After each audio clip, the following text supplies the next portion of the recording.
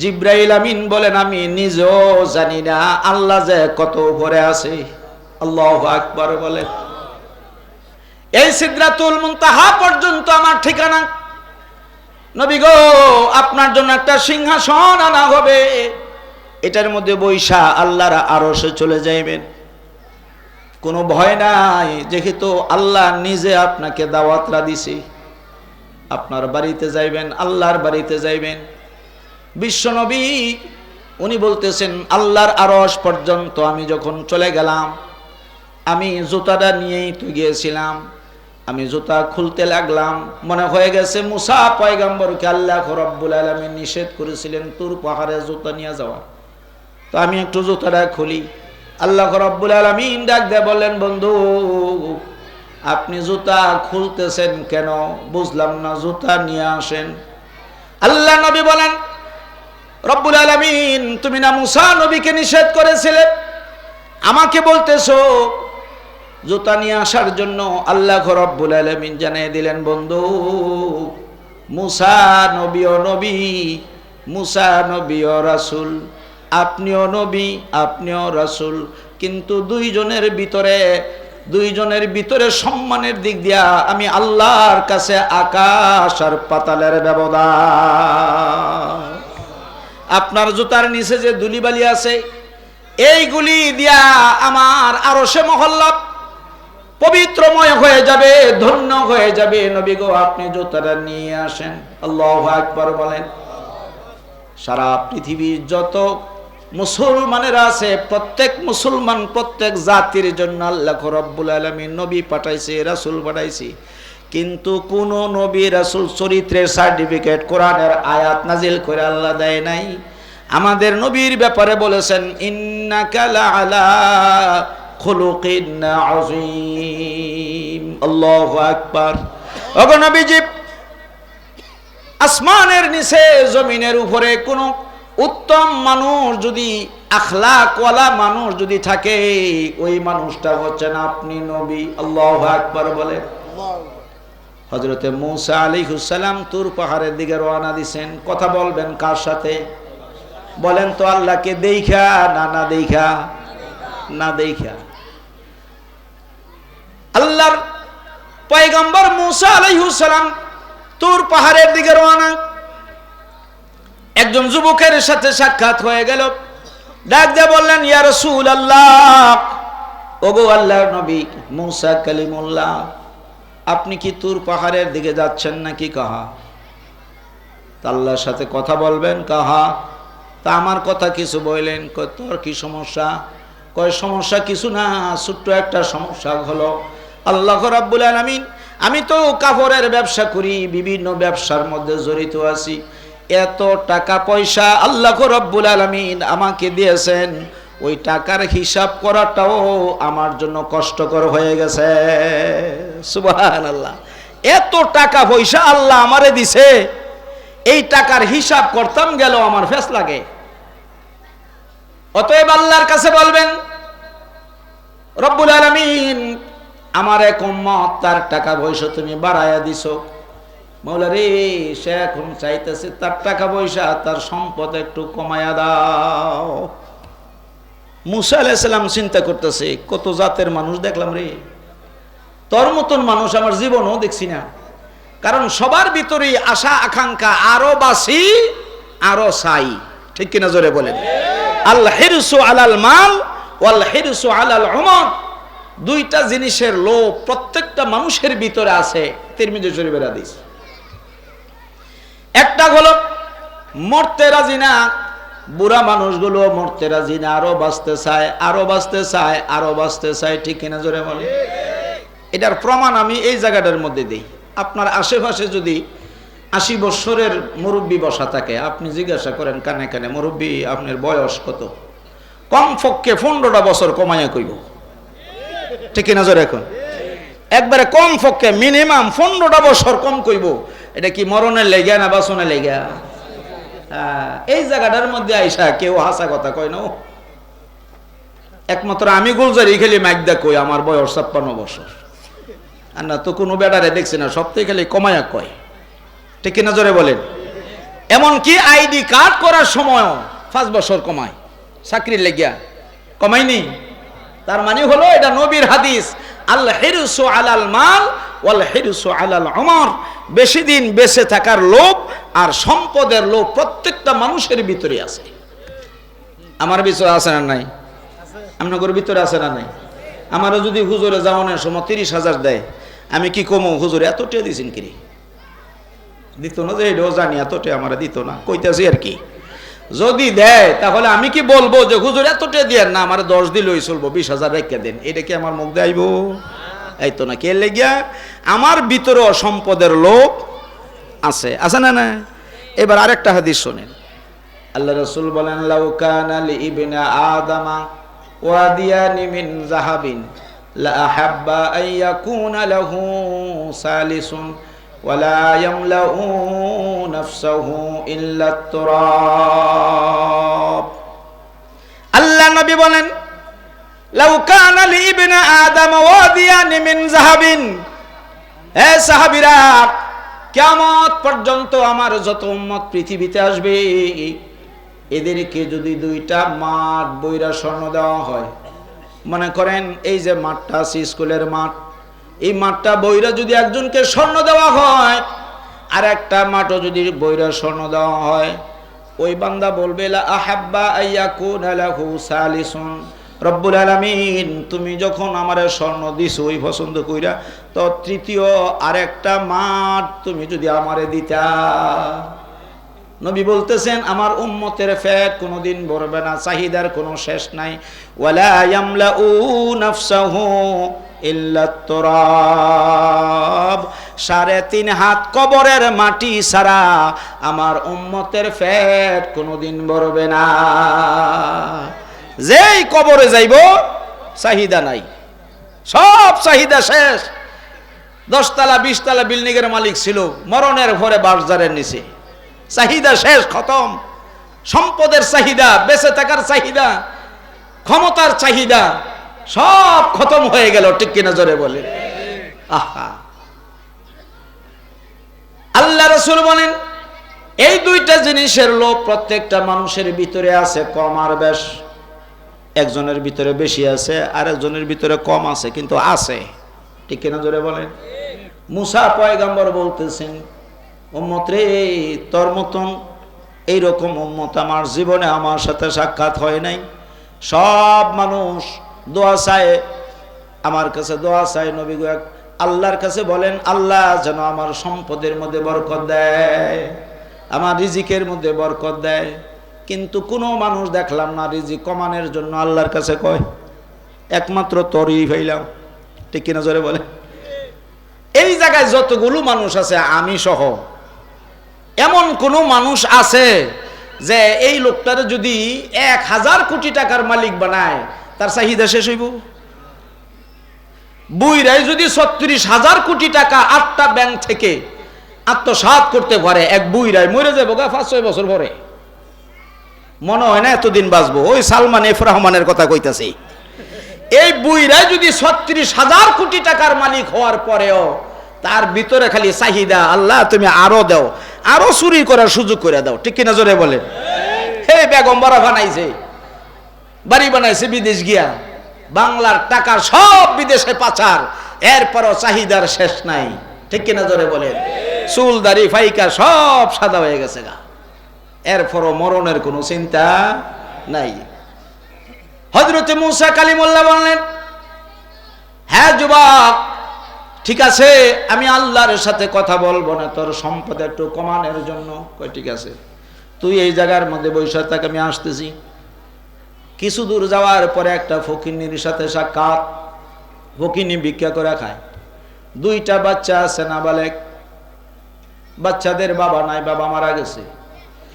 আল্লাহ নবীর সামনে গিয়া বলতেছেন, ইয়া রাসূলুল্লাহ, ওগো আল্লাহর নবী, ওগো আল্লাহর পয়গম্বর মুসা কালিমুল্লাহ, আপনি এখন কোন জায়গায় যাইতেছেন, কোথায় যাইতেছেন? কয় তোর ঘরে যাই। আল্লাহর সাথে কথা বলবেন? কাহা কথা বলবো ইনশাআল্লাহ। যদি আল্লাহর সাথে কথা বলেন, সব কথা শেষ হওয়ার পরে আমার কথাটা একটু আল্লাহর কাছে বললেন, কয় তোর কি সমস্যা? কয় সমস্যা হলো কিছুদিন আগে আমার স্বামীর ইন্তেকাল হয়ে গেছে, ঘর নাই বাড়ি নাই, মানুষের বাড়ির মধ্যে থাকি, মানুষের ঘরের ভিতরে বসবাস করি।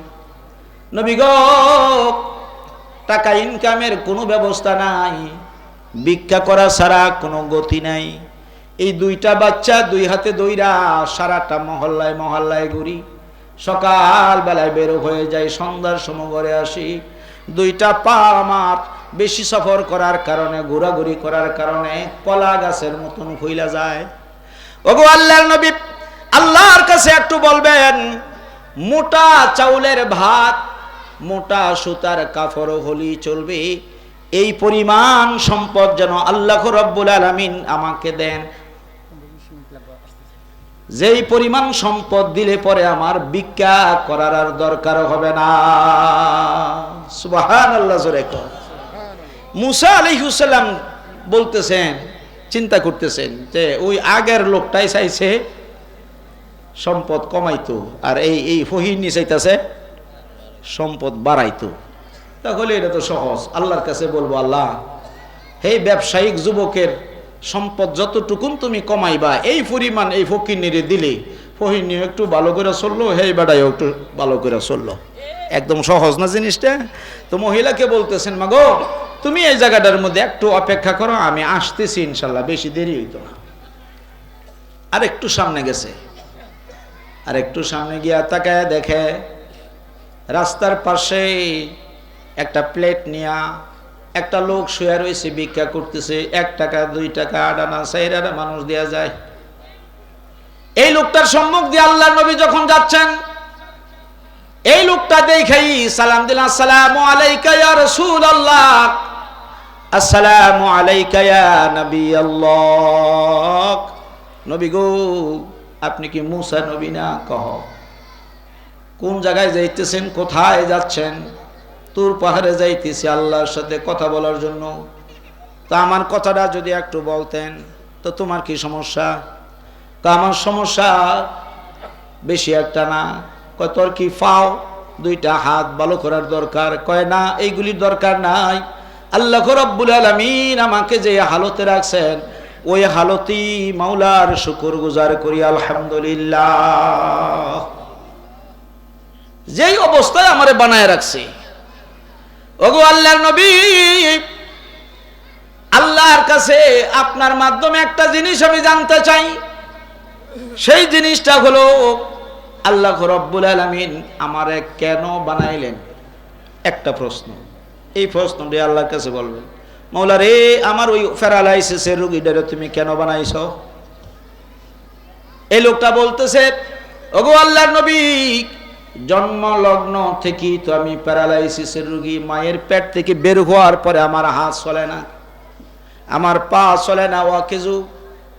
ওগো আল্লাহর নবী, 40 বছরের উপরে আমার বয়স হয়ে গেছে, এখনো পর্যন্ত বিবাহ করা তো দূরের কথা, বিবাহর চিন্তাটাও আমার মাথার ভিতরে ঢুকে না।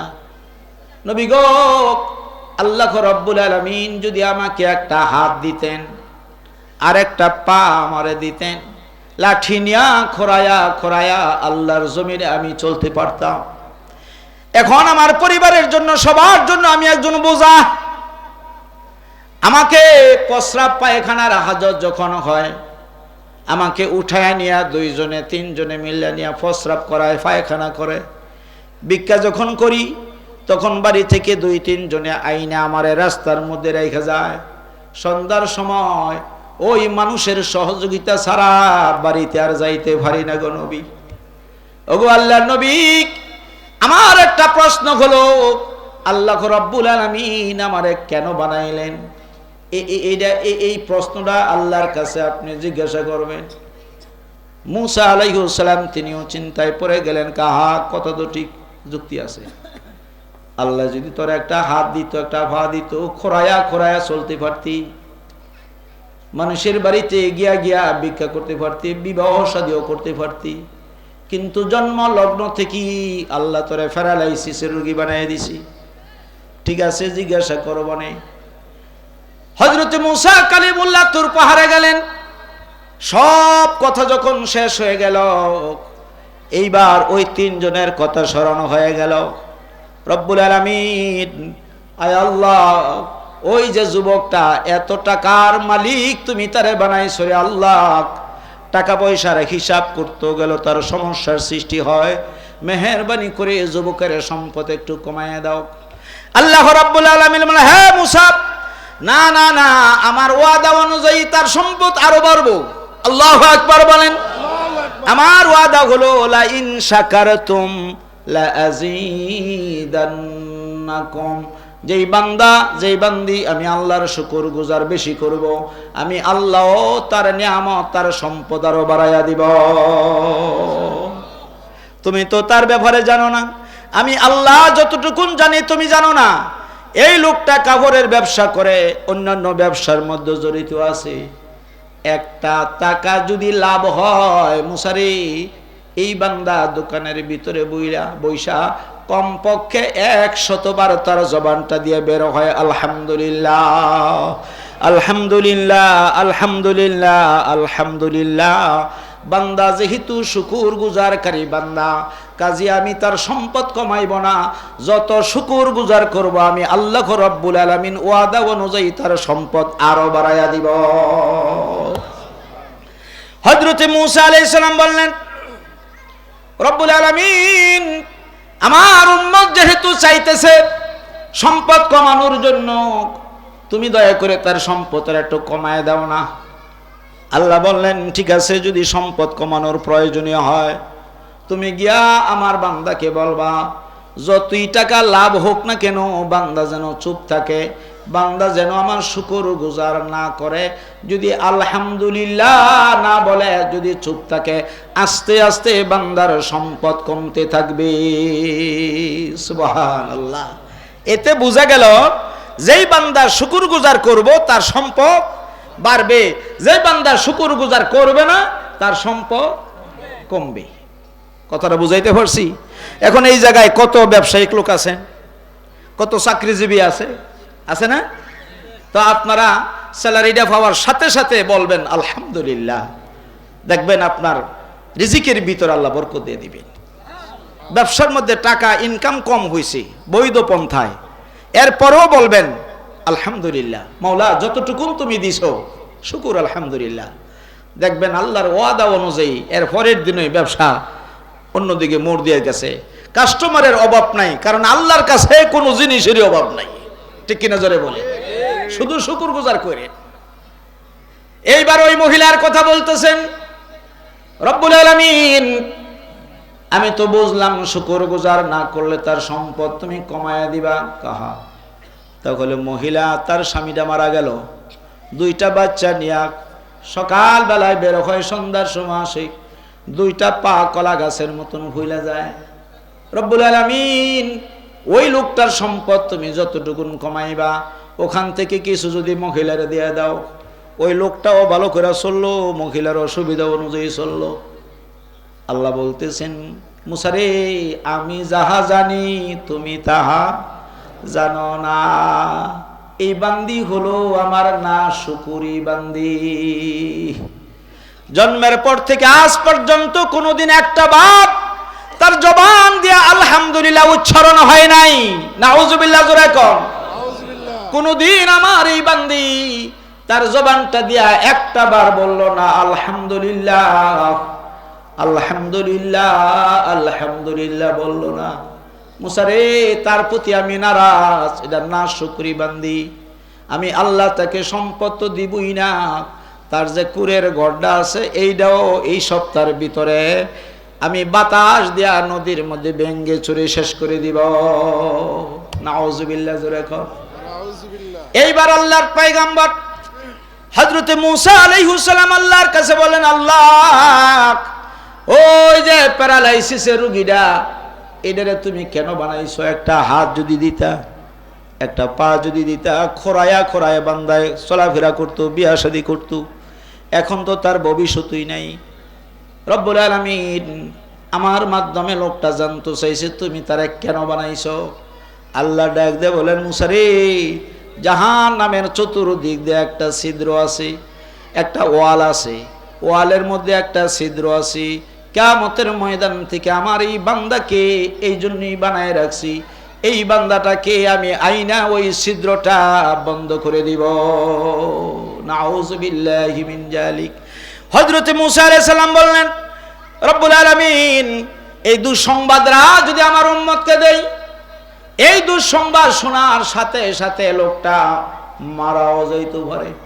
মাওলা রে, ও মালিক, তুমি কি সুন্দর একটা সুসংবাদ তারা দিতে পারবা না? কয় না রে মূসা, এই জন্যই আমি আমার বান্দাকে বানায় রাখছি, তুমি যাও গিয়া বইলো। মূসা আলাইহিস সালাতু সালাম আসতেছে, আসার পরে সাক্ষাৎ হয়ে গেল যুবকের সাথে। যুবক রে, তোর জন্য সুসংবাদ হলো, তুই বেশি বেশি মাওলার শুকর গুজার করস, এই জন্য তোর সম্পদ বাড়তেছে। এখন সম্পদ যদি কমাইতে হয় তাহলে আল্লাহ জানাই দিছে শুকর গুজার কম করতে হবে, বন্ধ করতে হবে। এই লোকটা চিৎকার মেরে বলতেছেন, ওগো আল্লাহর নবী, হ্যাঁ মুসা কালিমুল্লাহ, তাহলে আপনি কি মনে করছেন আল্লাহ আমাকে ধন সম্পদ বেশি দেওয়ার কারণে বুঝি মাওলার শুকর গুজার করি? না না না, আল্লাহ যদি সমস্ত সম্পদগুলো ছিনে নিয়ে আমার যদি রাস্তার ফকিরও বানায় দেয়, আমি যদি ভিক্ষা কইরাও খাই, তারপরে ও মাওলার শুকর গুজার বন্ধ করতে পারবো না। তার কারণ হলো আল্লাহর দেওয়া চোখ দিয়া আসমান পর্যন্ত দেখি, আল্লাহর দেওয়া কান দিয়ে আমি শুনি, আল্লাহর দেওয়া দুইটা পা দিয়ে আল্লাহর জমিনে আমি হাঁটি।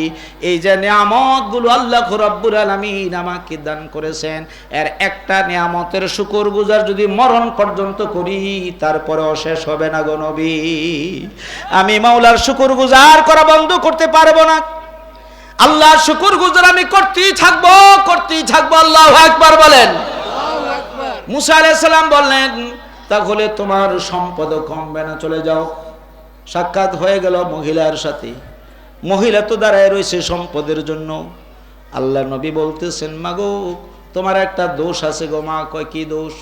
আল্লাহ তোমাকে সম্পদ তো দিবেই না, তোমার যে শুকরের ঘরটা আছে এটাও ভেঙে ফেলবে। নাউজুবিল্লাহ বলেন, নাউজুবিল্লাহ।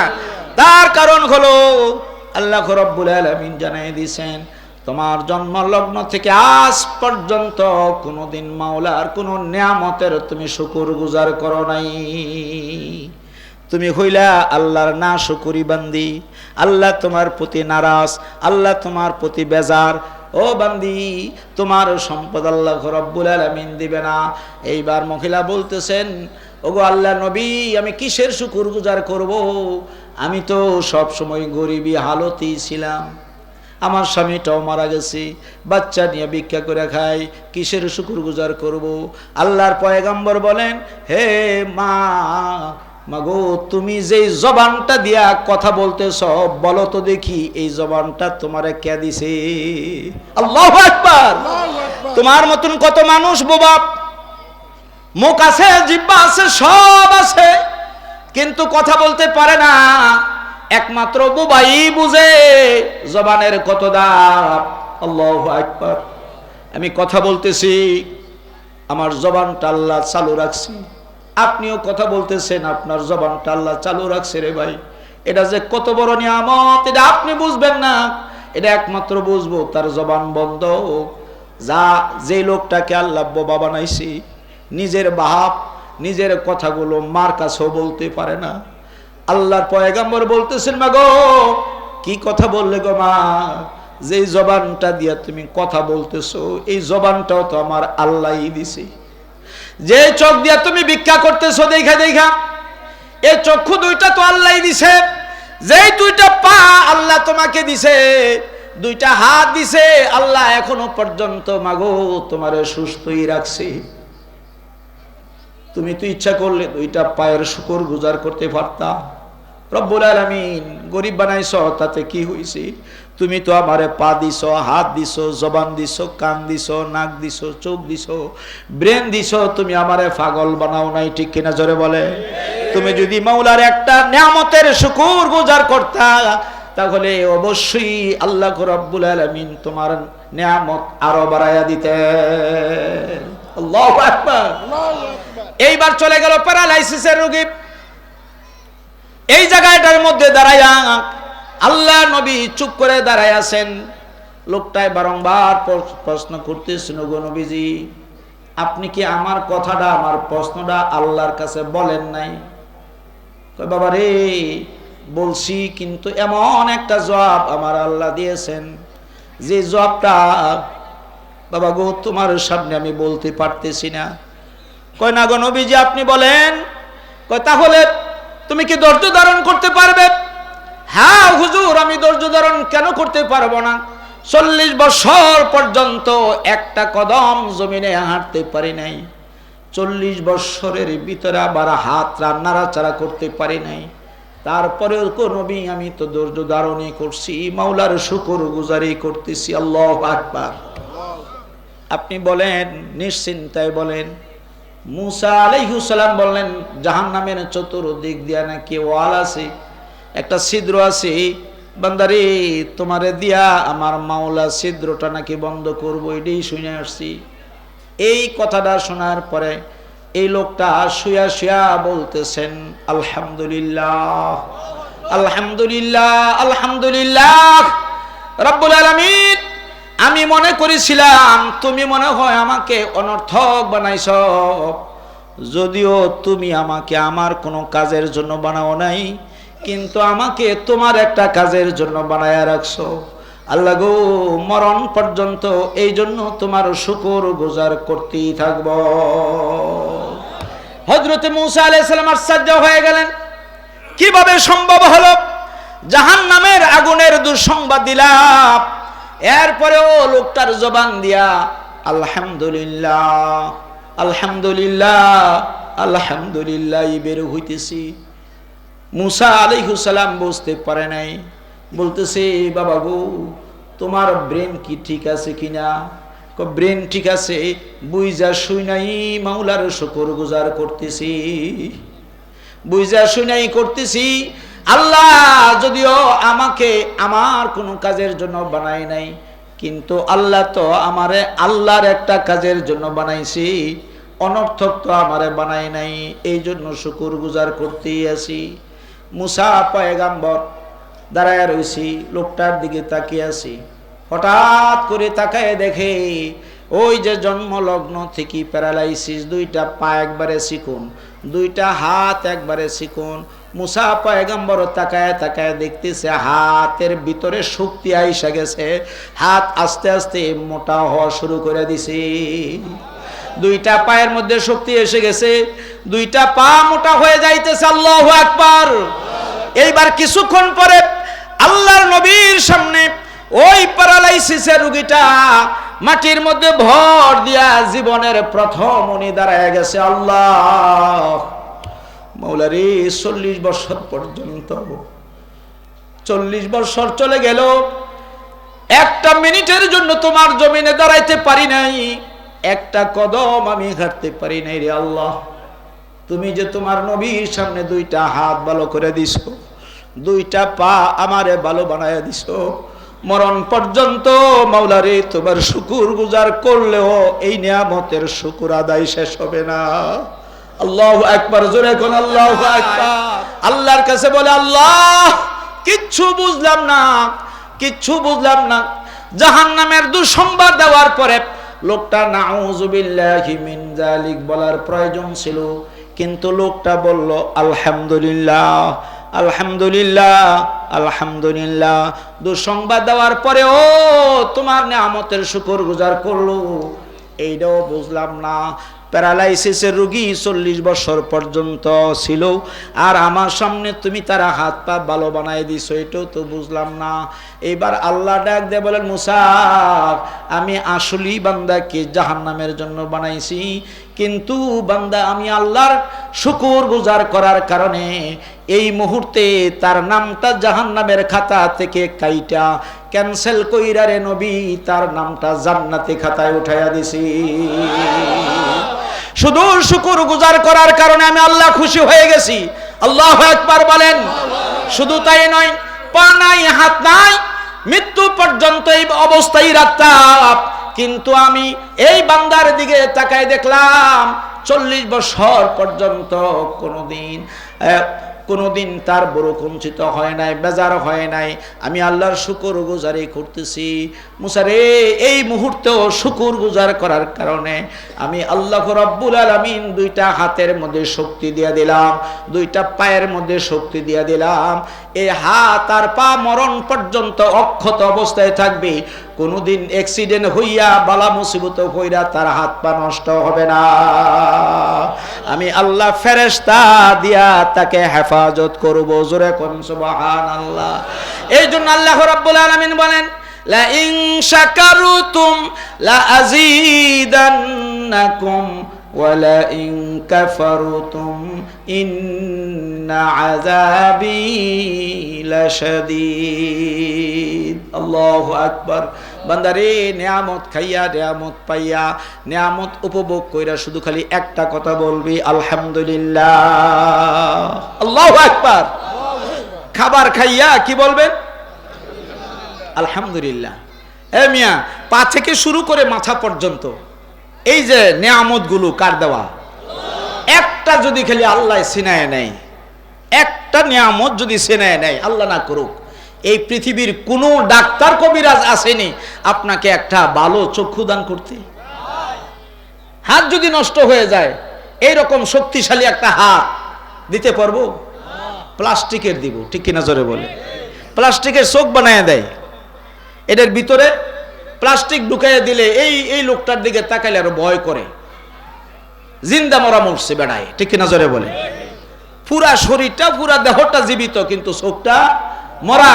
আর আল্লাহ আমাদেরকে যে চোখ দিছে, এটার দিকে তাকাইলে মায়া লাগে, ঠিক কিনা জোরে বলে? মহব্বত বাড়ে। আল্লাহর কোন নিয়ামতের শুকরগুজার আপনি অস্বীকার করতে পারবেন? ফাবি আইয়ি আলাই রাব্বিকুমা তুকাযিবান। আল্লাহ বলেন, বান্দারে, আমি যত নিয়ামত দিলাম কোনটার অস্বীকার তুই করবি? আহা, আল্লাহ আমাদেরকে কেন বানাইছেন বলেন? বলেন বলেন, কেন বানাইছেন? ওমা খালাকতুল জিন্না ওয়াল ইনসা ইল্লা লিয়াবুদুন। আল্লাহু আকবার বলেন। জিন এবং ইনসান এই দুইটা জাতিকে আমি আল্লাহ বানাইছি ইবাদতের জন্য। ভাইও,